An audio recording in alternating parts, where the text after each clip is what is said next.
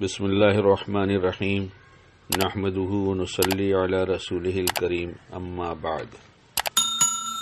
حضرت عمرو ابن حزم رضی اللہ تعالیٰ عنہ کہتے ہیں کہ رسول اللہ صلی اللہ علیہ وسلم نے فرمایا، جو مسلمان مصیبت کے وقت دوسرے مسلمان سے ہمدردی کرتا ہے، اللہ تعالیٰ قیامت کے روز اسے عزت و احترام کی پوشاک عطا فرمائیں گے۔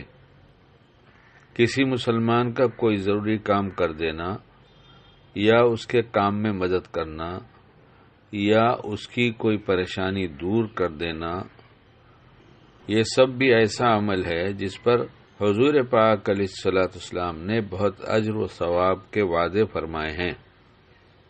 اللہ ہمیں لوگوں کے کام آنے والا بنا دے۔ حضرت عبداللہ ابن عمر رضی اللہ تعالیٰ عنہ فرماتے ہیں کہ حضور پاک علیہ الصلوۃ والسلام نے ارشاد فرمایا کہ جو شخص اپنے کسی بھائی کے کام میں لگا ہو، اللہ تعالیٰ اس کے کام میں لگ جاتے ہیں، اور جو شخص کسی مسلمان کی کوئی بے چینی دور کرے، اللہ تعالیٰ اس کے صلے میں اسے قیامت کی بے چینیوں میں سے کوئی بے چینی دور فرما دیتے ہیں۔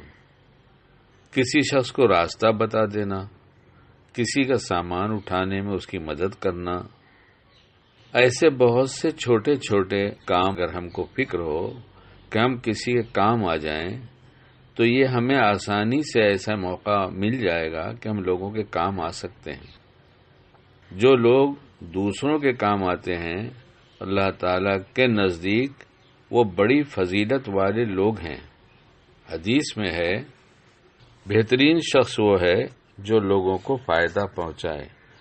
ہم اپنے آپ کو اچھا سمجھتے ہیں، بنانا چاہتے ہیں، ہم چاہتے بھی ہیں کہ لوگ ہمیں اچھا کہیں، کوئی بری بات نہیں ہے، لیکن اس کے لیے آسان نسخے بھی تو بتائے گئے ہیں کہ اگر یہ سب چاہتے تو اس راستے سے تلاش کرو۔ مال کی اکڑ کے ساتھ نہیں عزت ملتی، بلکہ خدمت خلق کے ساتھ عزت ملتی ہے۔ اس لیے چھوٹے چھوٹے کام ہیں اور کیے جا سکتے ہیں۔ میں نے بمبئی میں ایسے لوگوں کو دیکھا ہے، ایک زمانہ تھا شروع میں جب بمبئی آیا تھا کہ سنڈے کا مطلب واقعی چھٹی کا دن ہوتا تھا۔ روڈ پر سناٹا ہوتا تھا، لوکل ٹرین خالی چلتی تھی، بسیں خالی چلتی تھیں۔ شام کے وقت لوگ کچھ ٹہلنے نکلتے تھے، گھومنے نکلتے تھے، کچھ رش ہوتا تھا، وہ بھی بہت معمولی سا۔ چھٹی کا دن چھٹی نظر آنے والا دن ہوتا تھا کہ آج چھٹی ہے۔ اب تو ہر دن بھیڑ ہے۔ اس زمانے میں ایک صاحب کو دیکھتا تھا جو بڑی گاڑی سے چلتے تھے، جبکہ ایمبیسڈر اور فیئٹ چلتی تھی، وہ امپورٹڈ گاڑی سے چلا کرتے تھے۔